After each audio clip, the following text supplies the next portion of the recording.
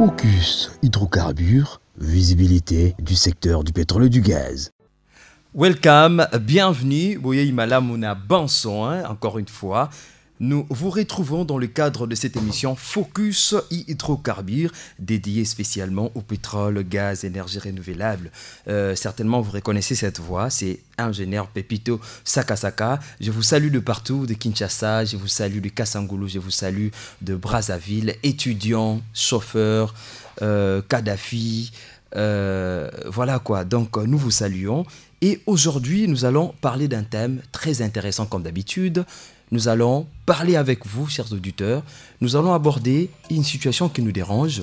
Et j'annonce le thème, ça sera la vie après les études supérieures dans le domaine du pétrole et du gaz. La vie après les études supérieures dans le domaine du pétrole et du gaz. Voilà. Certains ont réagi parce qu'on a l'habitude d'annoncer nos différentes émissions. Certains ont réagi. Ça sera aussi un partage d'expérience. Vous allez nous communiquer comment vous avez fait, peut-être pour entreprendre, pour ceux qui n'ont pas trouvé le travail facilement. Vous allez nous communiquer comment vous avez fait pour trouver le travail dans le domaine du pétrole et du gaz, qui n'est pas si facile. Mais aussi, nous allons encourager tous ceux-là qui traînent encore, voilà, qui ne font rien. Nous allons les encourager. Mais aussi les étudiants, nous allons les encourager à étudier sérieusement pour qu'enfin qu'ils soient utiles, parce que le Congo a besoin de leur expertise supérieure dans ce domaine. Mais quelle est la suite? Étudier, c'est bien bon, mais quelle est la suite? Comment vivent ceux-là qui ont terminé dans ce genre de filière? Ils vivent comment? Certains ont trouvé de l'emploi facilement, comme je l'avais dit tantôt, mais d'autres aussi ont entrepris.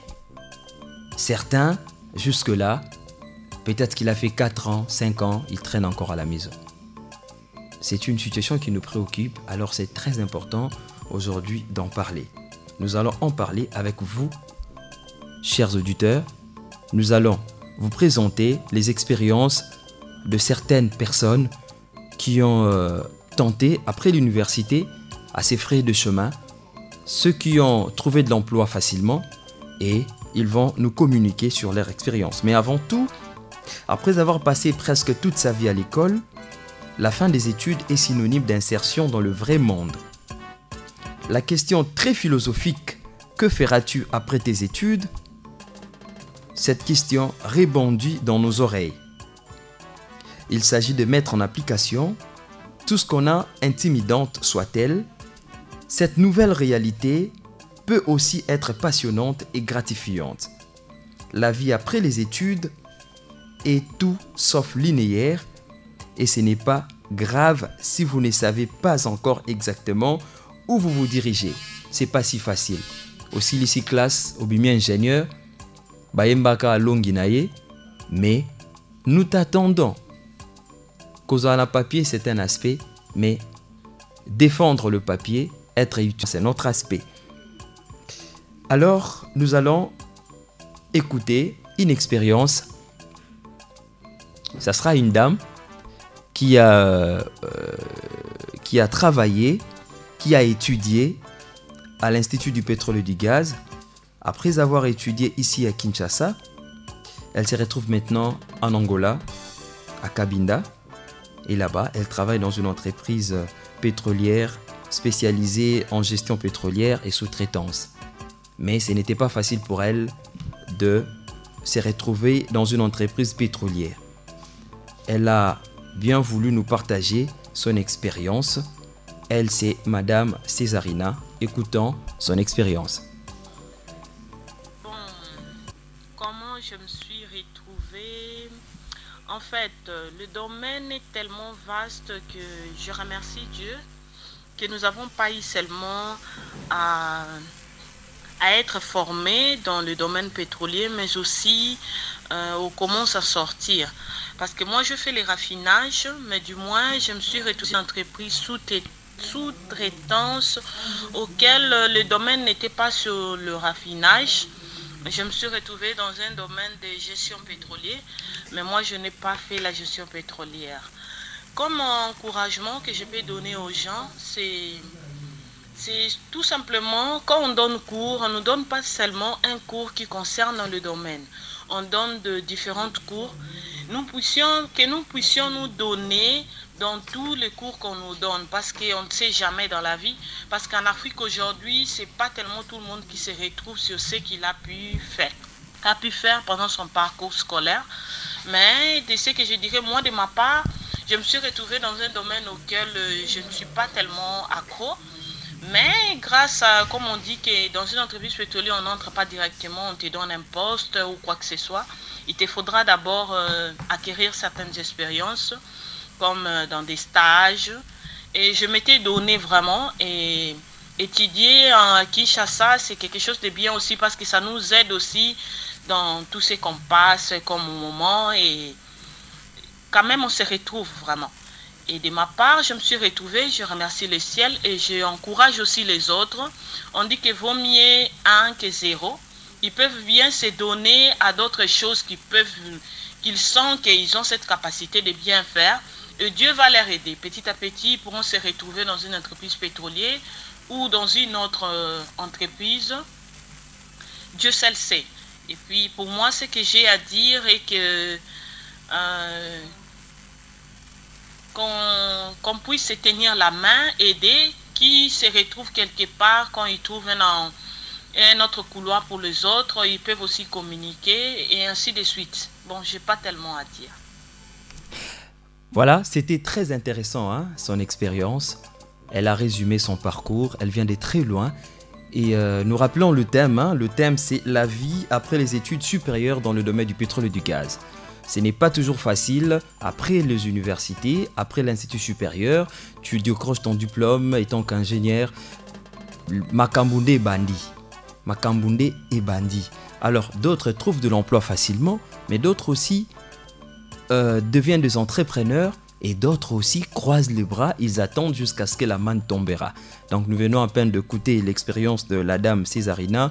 Elle nous a envoyé son message depuis la ville de Cabinda. Mais avant de continuer, je vous laisse entre les mains de la technique pour découvrir mon lexique. Mon lexique, coup d'abandon, domaine, pétrole et gaz, définition, coût pétrolier destiné à la remise en état d'un site d'exploitation dont l'abandon est programmé par les comités d'opération. Voilà, c'est comme ça, hein, avec votre émission, hein, Mon Lexique, c'est une façon pour nous de comprendre, de découvrir certains mots qu'on utilise dans le domaine du pétrole et du gaz. Voilà, c'est pourquoi nous disons toujours, en suivant cette émission, tu peux connaître beaucoup de choses, tu peux développer beaucoup des aptitudes, voilà. Tu deviendras pétrolier, entre guillemets. Nous vous saluons de partout, vous nous suivez, Petro Congo, Ngiringiri, Maluku. C'est votre émission, hein, votre émission Focus Hydrocarbures qui vous informe, qui vous parle de tout le message concernant le pétrole et les gaz. Alors, nous continuons avec notre sujet du jour. Ce n'est pas du tout facile, une fois quitté l'université, de trouver l'emploi. Il y a Boyebi Binonyo Sorebriko Balobaka, expérience professionnelle, et Kouta Wapi. Et Kouta Wapi, cette expérience professionnelle. Alors c'est très important de connaître un peu de stratégie, de s'adapter de la manière dont la vie te conduit. L'article 12 de la loi portant le régime des hydrocarbures stipule: le gouvernement définit et met en œuvre la politique de l'emploi et de la formation des nationaux dans le secteur des hydrocarbures. Normalement, le gouvernement a cette obligation de mettre en place des stratégies pour assainir le secteur de l'emploi. Certainement, avec tout ce que nous apprenons, le dégazage de la Kivu, et voilà, il y a une certaine volonté politique qui se manifeste. Nous espérons que la RDC peut bouger parce qu'il a du potentiel en pétrole et gaz. Espérons. C'est au gouvernement de nous créer des emplois, c'est au gouvernement de nous créer des cadres propices pour que dès que nous terminons, dès que nous finissons l'université, que nous soyons utiles, que nous travaillons. Rappelez-vous, nous avons reçu ingénieur Nixon dernièrement qui nous a parlé de son expérience. Il nous a dit à leur époque, ils ont terminé, ils étaient qu'à 12 à l'école nationale d'ingénieurs, ils étaient qu'à 12 et il y avait de l'emploi. Donc, il y avait plus d'emplois, il y avait peu d'étudiants. Mais actuellement, c'est grave. La RDC compte plus de 800 et quelques universités. Universités, instituts supérieurs, 800. Et le nombre d'entreprises, c'est 500 entreprises extractives. Imaginez, alors combien qui finissent dans des universités pour Osala Wapi? Ce n'est pas du tout facile. Et s'il faudrait citer les entreprises extractives, na niveau et administration, tu vas travailler où c'est? Dans une administration où il y a des gens qui ont fait plus de 25 ans, plus de 30 ans, plus de 50 ans. Et toi, un jeune, même si tu es intelligent, c'est l'istako. C'est pas si facile en tout cas. Alors, c'est un problème. C'est un problème. C'est un problème. Mais quand cela n'empêche, nous devons travailler. Il y a de ceux-là qui trouvent de l'emploi facilement. Et il y a de ceux-là aussi qui deviennent des entrepreneurs. Il y a un qui a envoyé un SMS qui nous écrit depuis l'Angola. Ingénieur Longo Mateo. Il dit ceci. Il a étudié ici à Kinshasa. Et après, il s'est retrouvé en Angola.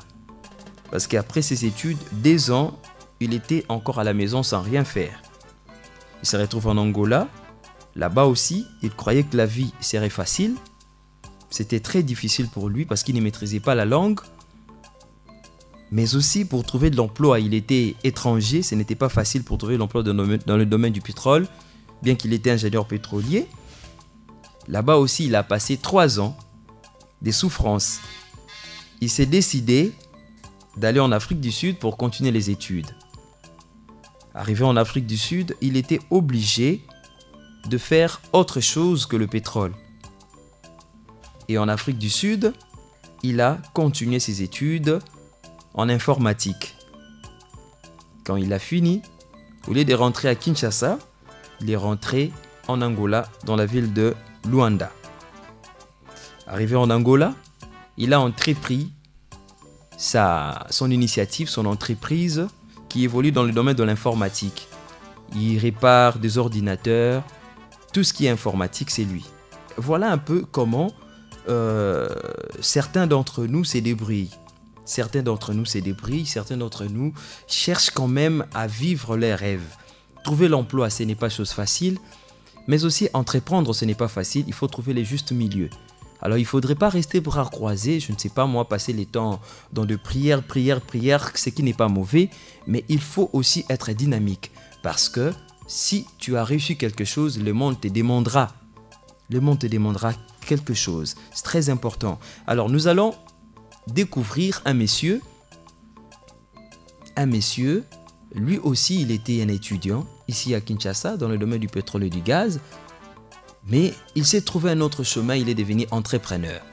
Je vous laisse entre les mains de Céleste Isako pour la rubrique Découverte.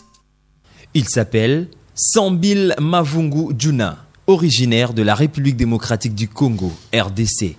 Il est amplifié que Djuna est un jeune entrepreneur natif de la ville côtière de Mwanda. Après sa formation à l'Institut du pétrole et du gaz de Kinshasa, IPG en sigle, en tant qu'ingénieur en sciences et techniques pétrolières, cependant, comme un jeune ambitieux, il traversa les continents africains pour une détention de master en administration des affaires en Inde.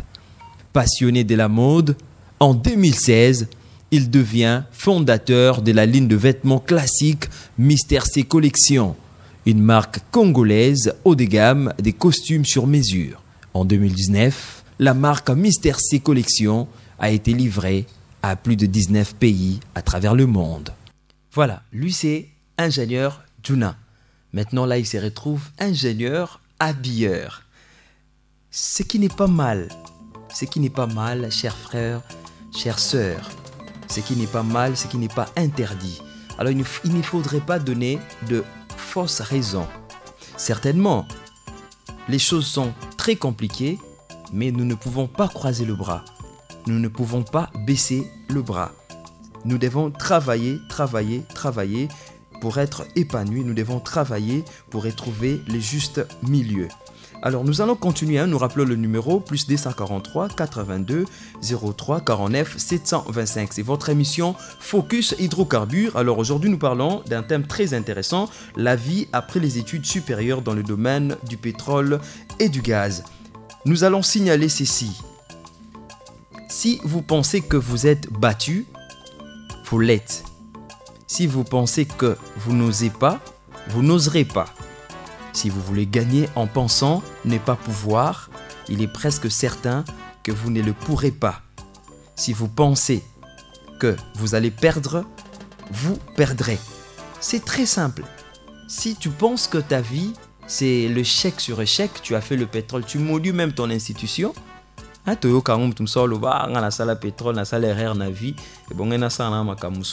Mais non, cher ami, tu dois trouver les justes milieux. Tu dois trouver les justes milieux. Il n'est jamais tard dans la vie. C'était une institution supérieure. Tu as appris, Tozubakour Ebele, Ozobakour Ebele. Sur base de ça, tu peux te créer un chemin. Par rapport à l'expérience de Kozobande comme Soussou, il est parti, il était pétrolier et voilà, il se retrouve habilleur, ce qui n'est pas mal. Ce qui n'est pas mal. C'est très important de trouver les justes milieux. Le bataille de la vie, ce ne sont pas toujours les plus forts ni les rapides qui les gagnent, mais tôt ou tard, c'est lui qui remporte la victoire et c'est lui qui pense qu'il en est capable. Surtout, c'est celui qui pense qu'il en est capable. Aux entrepreneurs, tous ceux-là qui sont devenus entrepreneurs, il a fini, il s'est dit niet, non ça va CVT, je dois créer de l'emploi. Aux entrepreneurs, nous disons ceci. Le monde a besoin des vainqueurs et n'a pas le temps pour les vaincus. Le monde a besoin des vainqueurs et n'a pas le temps pour les vaincus. Affrontez, on parlera de vous. Affrontez un jour, on parlera de vous, on aura besoin de votre expérience. Un lâcheur ne gagne jamais et un gagneur ne lâche jamais. Un lâcheur ne gagne jamais et un gagneur ne lâche jamais. C'est très important de connaître ça. Alors toi tu t'es dit tu dois créer de l'emploi pour que les autres en bénéficient. Il ne faut pas baisser les bras, ça ne sera pas facile. Tu vivras des moments difficiles, les vents, les tempêtes, alors il ne faudrait pas baisser le bras. Un peu comme les boxeurs sur le ring qui ne baissent jamais le bras. Aux travailleurs, les hommes sont payés pour ce qu'ils savent, mais surtout pour ce qu'ils font de leur savoir. C'est très important d'avoir un travail, voilà, tu seras épanoui, mais cela ne suffit pas, il faut être compétitif. Tu as un boulot, tu travailles dans une entreprise X ou Y, mais si tu n'es pas compétitif, tu n'apprends pas suffisamment, mais ne sois pas étonné, un jour on pourra te licencier. Alors il faut être compétitif. Aux tierces, ceux-là qui disent que voilà, pétrole, ils préfèrent faire autre chose, penser autre chose. Cher ami, cher frère, laisse-moi te dire, c'est votre attitude et non votre aptitude qui déterminera votre altitude. Je répète, c'est votre attitude et non votre aptitude qui déterminera votre altitude. C'est très important de connaître ça. Tu peux être chômeur, mais tu fais des formations. Tu suis une émission qui parle du pétrole et du gaz. Tu suis un peu à la loupe comment évolue l'actualité. Parce que, selon l'Organisation internationale du travail, quand tu fais une année sans rien apprendre, tu es déclaré handicapé intellectuel. Une année à la maison, tu n'apprends pas, tu ne fais rien, même si tu as un diplôme. Mais quand il y aura une opportunité d'embauche, cher ami, tu peux même oublier la formule de la molécule d'eau. C'est grave. Tu peux même oublier c'est quoi le pipeline. Alors, il te faudrait une certaine énergie pour se rappeler la matière à tout moment, pour être compétitif. Parce qu'à très bientôt, la RDC va bouger dans le secteur des hydrocarbures. Il y aura de l'emploi comme pas possible. Es-tu capable de travailler dans une entreprise pétrolière avec son exigence possible? Alors, lentement et sûrement, nous tendons vers la fin. Aujourd'hui, nous avons parlé d'un sujet très intéressant, la vie après les études supérieures dans le domaine du pétrole et du gaz. Nous avons entendu les expériences.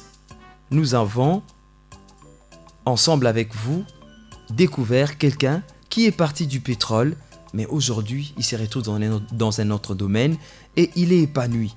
Il est très content de faire ce qu'il est en train de faire.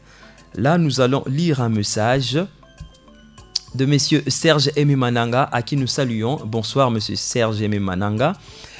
Il nous fait un message, il dit: après mes études supérieures, j'ai eu du mal à travailler dans le secteur champ pétrolier et ou dans une entreprise quelconque. Mais néanmoins, j'avais un esprit d'entrepreneuriat depuis des lustres. Et voilà qu'il y a environ 2 ans, j'avais eu la belle initiative de créer un bureau d'études afin de pallier et de ne pas rester sans exploiter ce à quoi j'avais acquis comme connaissance et expertise. Et durant, je me suis perfectionné dans les contacts et développé des compétences qui m'ont permis d'entreprendre aujourd'hui et devenir manager d'un bureau d'études Oi Progress Sarl. Merci monsieur Serge Aimé Mananga pour votre contribution et nous vous saluons. Voilà, il est devenu aujourd'hui responsable d'un bureau d'études. Il y en a plein des ingénieurs qui aujourd'hui ont entrepris. Il y a aussi certains qui travaillent dans des entreprises pétrolières, mais il y a d'autres aussi qui sont encore à la maison. Alors nous allons vous demander, jeunes, de faire quelque chose, de ne rester pas bras croisés. Parce que à celui qu'on a donné beaucoup, on demandera aussi beaucoup. Nous sommes à la fin de cette émission. Merci pour votre attention soutenue. Merci à Céleste Isako. Merci à vous de partout. Vous êtes habitués à suivre cette émission. Moi, c'est Pepito Osakasaka, votre frère. Et je rappelle encore le numéro pour ceux-là qui aimeraient bien nous écrire. Plus 243 82 03 49 725. Je vous dis au revoir. Portez-vous bien. Le pétrole, rien que le pétrole.